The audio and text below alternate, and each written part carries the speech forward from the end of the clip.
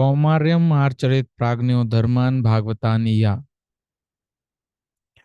प्रहलाद महाराज pure devotee हैं, शुद्ध भक्त हैं। उनको महाभागवत भी बोलते हैं और उनको नित्य सिद्ध भी बोलते हैं। नित्य सिद्धा और नित्य बद्धा, ये दो तरह के लोग होते हैं। नित्य बद्धा जो इस भौतिक जगत में हमेशा रहते हैं, लेकिन नित्य सिद्ध वो हैं जो केवल और केवल किसी पर्पज के लिए भौतिक जगत में आते हैं। वो यहाँ बंधे हुए नहीं रहते, वो उनका कोई किसी से अटैचमेंट नहीं होता, उनका कोई मदर फादर नहीं है। केवल और केवल एक पर्पज के लिए भगवान के द्वारा उनको भेजा जाता है, अपना काम किया, वापस चले गए। नित्य सिद्धा। तो जो प्रहलाद महाराज हैं, उनको नित्य सिद्धा बोला जाता है। हिरण्यकश्यपु के आतंक जब बहुत ज्यादा हो गया, तो उनका खुद ही का बालक उनकी मृत्यु का कारण था। और जब हिरण्यकश्यपु जब उनको प्रताड़ित करने लगा, तो उन्होंने हिरण्यकश्यपु ने अपने दो टीचर्स अध्यापकों को बोला कि जाओ इसको सिखाओ, और कभी भी विष्णु के बारे में मत सिखाना, इसको हमेशा राक्षस प्रवृत्ति के बारे में बताना। और यदि इस पर विष्णु के कोई भी आज्ञा का, कथा का, इन सब का प्रभाव पड़ा तो तुम दोनों की खैर नहीं। तो आज जो टीचर थे उन्होंने बोला बिल्कुल, हम तो आपको राक्षस प्रवृत्ति ही सिखाएंगे, हम क्यों भला विष्णु के बारे में बताएंगे। लेकिन ये तो महाभागवत नित्य सिद्धा, बचपन से ही अपने अपने माँ के गर्भ से ही उन्होंने नारद मुनि से शिक्षा ली। तो वहां उन्होंने जैसे ही ये आचार्य कक्षा से बाहर जाते, ये अपने सारे विद्यार्थियों को, अपने सहपाठियों को बुलाते और उनको ज्ञान देते। प्रहलाद महाराज की टीचिंग्स नाम करके प्रभुपाद जी की भी एक छोटी सी बुक है। इतनी ज्यादा, इतनी अच्छी बुक है वो, बहुत ही छोटी। और ये 7.6.1 से लेके इसके लास्ट तक के जो वर्सेस हैं, 7th कैंटो 6th चैप्टर का वो निचोड़ है। छोटी सी बुक प्रहलाद महाराज की टीचिंग्स, उनमें से ये पहली टीचिंग्स है जिसको बोलते हैं कौमार्यम आर्चरेत प्राज्ञो। ये हमारे जीवन में एक बहुत बड़ा मिसकंसेप्शन है। हम गलत सोचते हैं कि भक्ति बाद में की जानी चाहिए।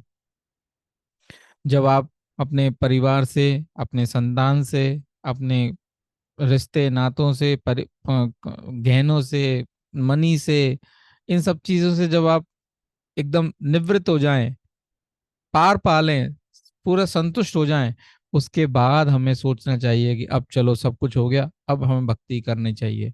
लेकिन प्रहलाद महाराज बोलते हैं कौमार्यम। ऐसा क्यों बोलते हैं वो? क्योंकि ये एक प्रैक्टिस है। देखो, इसको बहुत अच्छे से कैप्चर करो कि ये एक प्रैक्टिस है।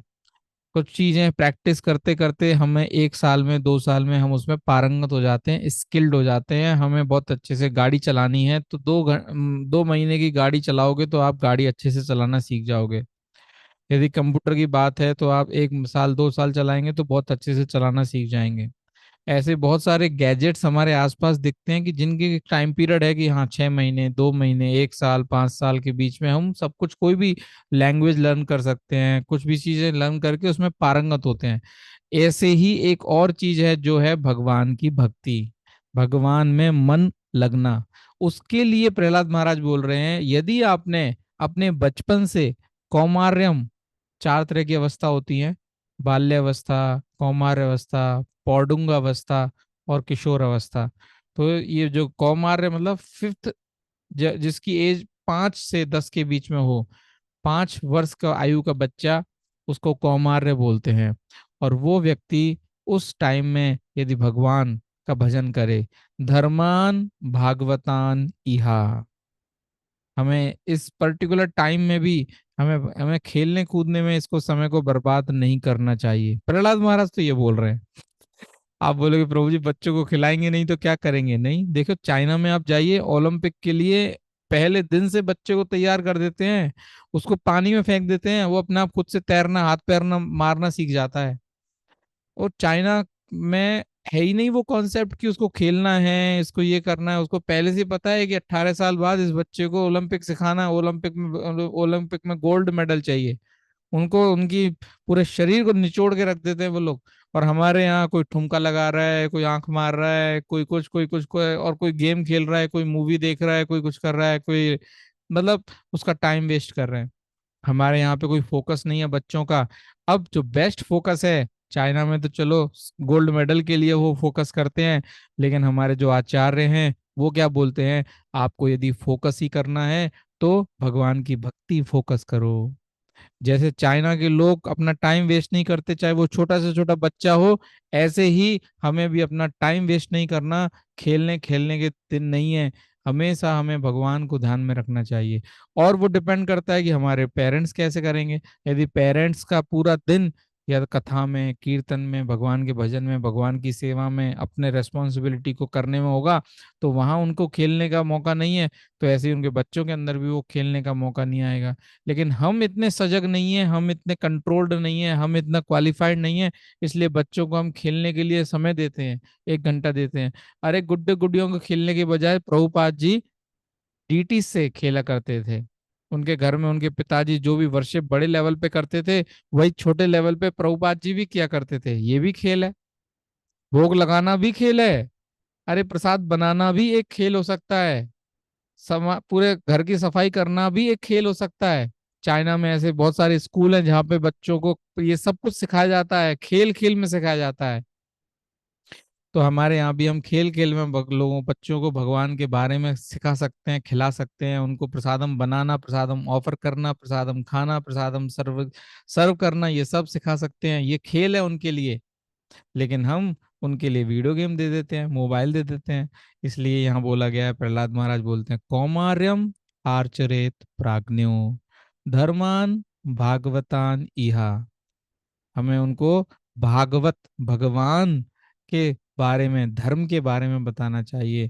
फिर तीसरी लाइन तो और भी ज्यादा इंपॉर्टेंट है, जिसका हमें वैल्यू नहीं है, जो बार बार हमें, कोई भी संगत में बैठोगे, कोई भी सत्संग में बैठोगे, कहीं भी जाओगे, किसी भी बड़े बुजुर्ग से, जो लोग थोड़ा जप करते हैं, कीर्तन करते हैं, वो क्या बोलेंगे, ये जो मनुष्य जीवन है ये बड़ा ही दुर्लभ है। ये बात हमारी लाइफ में फिट नहीं होती है। हम सोचते हैं मनुष्य जीवन दुर्लभ कैसे है, बढ़िया से खाओ, बढ़िया से रहो, ड्रिंक ईट मैरी, ये यही पूरा जिंदगी है। दुर्लभम मानुषम जन्मा, ये जो जन्म है इतना दुर्लभ है, ये जो ह्यूमन ब्रेन और मस्तिष्क और हमको बुद्धि मिली है, ये और जन्मों में नहीं मिलती। इसमें स्पेशलिटी है कि हम भगवान के बारे में इंक्वायर, पूछ सकते हैं, जान सकते हैं, क्वेश्चन कर सकते हैं, आंसर ग्रहण कर सकते हैं। इसलिए इसको बहुत ही ज्यादा दुर्लभ बताया गया है। अब चौथी लाइन क्या बोलती है, अध्रुवम, ये टेम्पररी है। जो मनुष्य जीवन है टेम्पररी है, किसी के 70 साल, किसी के 50 साल, किसी के 10 साल, किसी को 20 साल, भगवान ने इसको टेम्पररी दिया है। ये समझना कि ये जो पूरा जीवन टेम्पररी है, ये भी बहुत बड़ी बुद्धिमत्ता की बात है। लोग नहीं मानते, लोग ये सोचते हैं कि और दूसरे लोग तो डेथ होंगे लेकिन मेरी डेथ नहीं होगी, लोगों को बुढ़ापा आएगा मुझे बुढ़ापा नहीं आएगा, लोगों को डिजीज होगा मुझे डिजीज नहीं होगा, मैं तो बड़ा ही चंगा मस्त बिंदास रहूंगा। ऐसा नहीं है, ये अध्रुवम है। जो भी चीज जो आपको आसपास दिख रही है वो आपको आएगी। You are bound to get disease, bound to get old age, bound to get death, bound to get also also reversals in your life, आपको आना ही है ये। इसलिए इसको टेम्पररी बोला है। हमें इससे डरना नहीं है, इसको पेसिमिस्टिक थॉट भी नहीं सोचना है, और रूढ़िवादी विचार वादी नहीं है, ये रियलिटी है। इसको हमें समझ के, और फिर हमें ये भी समझना है इसका नेक्स्ट वर्ड क्या है, अर्थदम। अर्थदम मीन्स बहुत ही वैल्यूएबल है, बहुत ही मीनिंगफुल है। इस जन्म में हम हमारा मेन एम, उद्देश्य को प्राप्त करने के लिए सोच सकते हैं, काम कर सकते हैं, अचीव भी कर सकते हैं। और इसको करने से जो खुशी होती है, जो आनंद होती है, होता आता है, वो हमारे द्वारा जो हम जबरदस्ती आनंद खींचने का प्रयास करते हैं, उससे कहीं लाख गुना आनंद है। ये बात करने में मुझे, मैं चाहे कितना भी थका हुआ हूँ, लेकिन जब ये मैं बात कर रहा हूँ तो मुझे एनर्जी मिलती है, ऊर्जा मिलती है। जब भगवान के सामने डांस करते हैं तो ऊर्जा आती है। आप किसी के सामने प्रीचिंग कर रहे हैं, आप खाना सोना रहना ये सब भूल जाएंगे। इतना पावर, इतना शक्ति भगवान आपको देते हैं। कीर्तन करें, आप चाहे कितने भी भूखे हैं, कितना भी प्यास लग रही है, कीर्तन के टाइम में आपको ये सब भूल जाते हैं। भगवान अपने आप से आपको शक्ति इन्वेस्ट करते हैं। प्रभुपाद जी के टाइम में जब पहली बार उन्होंने टॉम्स्किन स्क्वायर पार्क में कीर्तन किया था, तो एक ब्रह्मानंदा जी वो खड़े होके कीर्तन करने लगे। तो वो उनको लगा कि आधा घंटा प्रभुपाद का कीर्तन चलेगा, लेकिन ब्रह्मानंद को पता नहीं था कि 3 घंटे लगातार प्रभुपाद जी कीर्तन करेंगे। उसने जब घर आया तो बोला, प्रभुपाद जी हमें कीर्तन के समय कैसे सोचना चाहिए? प्रभुपाद जी बोले कि आपको कीर्तन इस तरह से करना चाहिए कि कीर्तन अनवरत चलता रहे, इसमें कोई रुकावट ही ना हो। तो वो बड़े ही आश्चर्य हुए कि ऐसा कैसे हो सकता है। यस, यदि हम वाकई में भगवान को कनेक्ट करें तो भगवान हमें शक्ति प्रदान करते हैं। प्रभुपाद जी एक टाइम में कुछ नहीं खा रहे थे, पूरा 1 महीना उन्होंने बिल्कुल कुछ नहीं खाया, कुछ भी नहीं खाया। तो जितने भी जो डिसाइपल्स थे वो बोलते थे, प्रभुपाद जी आप ऐसे नहीं खाओगे तो कमजोर हो जाओगे, और आपको ये शक्ति मिल कहाँ से रही है? हम यदि 2 दिन भी खाना नहीं खाते, जन्माष्टमी और नंदोत्सव पे हम जब प्रसादम नहीं लेते, तो हमारी तो इतनी बुरी हालत हो जाती है, ना थाली उठने को बनती है, ना मांजने को बनती है, ना कोई काम करने को बनता है। आपको ये शक्ति कहाँ से आ रही है? प्रभुपाद जी बोलते हैं, जाओ और लोगों को बताओ कि एक्चुअली में जो ऊर्जा है वो आत्मा से मिलती है। वो ऊर्जा खाने से नहीं और शरीर से नहीं, आत्मा के अंदर शक्ति है, आत्मा के अंदर ऊर्जा है। आत्मा यदि आपकी संतुष्ट है तो आपको ऊर्जा मिलेगी ही मिलेगी। तो जैसे ही हम भगवान की भक्ति करते हैं तो हमको सारी ऊर्जा मिलती है। We connect to the source. अब यदि कोई चीज सोर्स से कनेक्ट है तो उसको एनर्जी मिलेगी। इलेक्ट्रिसिटी हमारे घर में क्यों आ रही है? क्योंकि वो सोर्स से कनेक्टेड है। ऐसे ही जब हम सोर्स से, कृष्णा से कनेक्टेड होते हैं तो हमें एनर्जी मिलती है। नाम नाम कार्य बहुधा निज सर्व शक्ति, भगवान ने सारी शक्तियां अपने नाम में डाल दी हैं। और इसलिए जैसे ही हम भगवान का नाम बहुत अच्छे से करते हैं तो हमें सारी शक्तियां मिलती हैं। ना खाने की सुध, ना सोने की सुध, ना रहने की सुध, ना कोई भी सुध की आवश्यकता नहीं है। केवल और केवल नाम जप के अंदर इतना शक्ति है। तो इसलिए प्रहलाद महाराज बार बार अपने बच्चों, अपने उनको विद्यार्थियों को बुलाते हैं और बोलते हैं, कौमार्यम आचरेत प्राज्ञो धर्मान भागवतान या दुर्लभम मानुषम जन्म तदप्य ध्रुवम मत अर्थदम। बहुत इंपॉर्टेंट श्लोक है, आप सबको ये याद होना चाहिए। आप में से कोई क्वेरी है, कोई क्वेश्चन है तो मोस्ट वेलकम। आप कोई पूछना चाहते हैं या कोई एक्सपीरियंस शेयरिंग करना चाहते हैं? यस।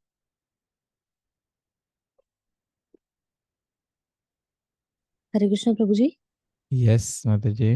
प्रभु जी, नित्यबद्ध जो लोग होते हैं वो हम लोग हैं नित्यबद्ध। तो हम्म। मतलब कि हम we will forever live in the material world. Hmm. तो फिर हम जब जाते हैं गोलोक तो भी हम नित्यबद्ध ही कहलाएंगे। नहीं, मैंने, आपने ये क्वेश्चन पहले भी किया था कभी, मुझे याद है। तो नित्य बद्धा यदि वाकई में परफेक्ट होते हैं, यदि वो भगवान की अच्छी भक्ति करते हैं, अच्छी भक्ति करने के साथ उनको साधना सिद्ध बोलते हैं। अपनी साधना के द्वारा वो सिद्धि प्राप्त करते हैं। सिद्धि अणिमा लघमा महिमा ये नहीं है। सिद्धि का मतलब है हमें भगवान से प्यार, प्रेम, लगन, भाव, ये सिद्धि है। तो उसको साधना सिद्ध बोलते हैं। और वो भी नित्य सिद्ध की भांति ही बनते हैं। जैसे नित्य सिद्ध होते हैं वैसे ही साधना सिद्ध भी होते हैं। तो नित्य बद्धा क्यों बोला जाता है? क्योंकि उनकी जो नेचुरल टेंडेंसी है वो पुनरपि जन्म पुनरपि मरण की है। लेकिन जो व्यक्ति भक्ति के अंदर आते हैं उनको भगवान की कृपा मिलती है, प्योर डिवोटीज की कृपा मिलती है।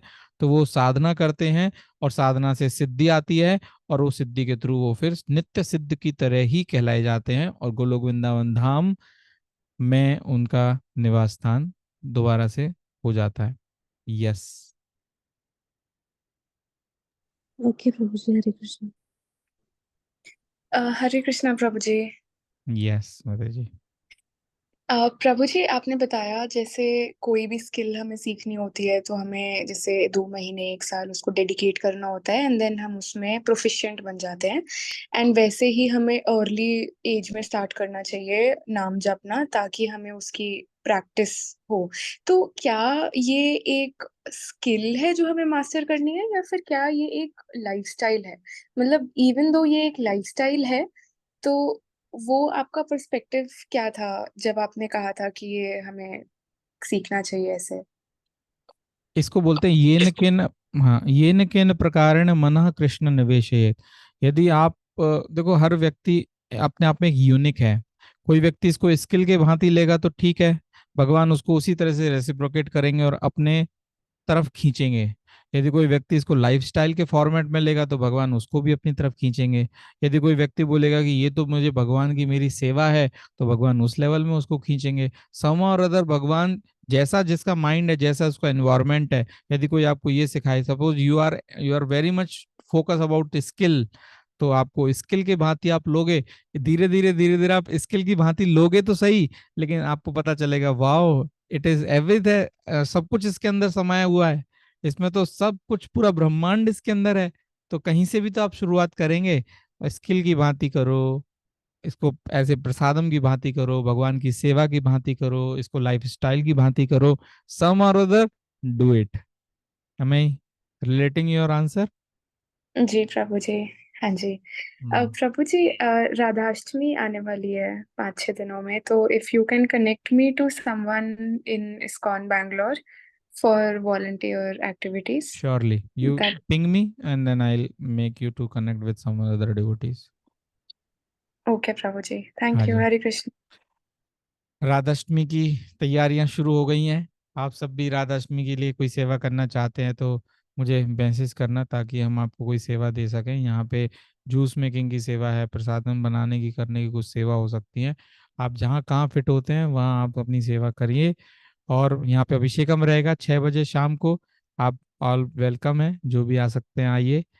और इसके अलावा राधा रानी जी बहुत बहुत ही ज़्यादा करीब हैं भगवान के। यदि राधा रानी जी की हमारे ऊपर कृपा होती है तो कृष्ण की कृपा होने से कोई नहीं रोक सकता। यस्य प्रसादा भगवत प्रसाद, यस्य प्रसादा न कुतो न गति कुतोपि। तो राधा रानी जी बहुत बड़ी डिवोटी हैं भगवान की। तो हमें उनकी सेवा करके भगवान की सेवा प्राप्त करनी चाहिए। सो खुल के अपना मनी का, टाइम का, एनर्जी का, रिसोर्सेस का भगवान की तरफ सेवा करिए। ओके। हरे कृष्ण प्रभु जी। हरे कृष्ण माता जी। हरे कृष्णा प्रभु जी।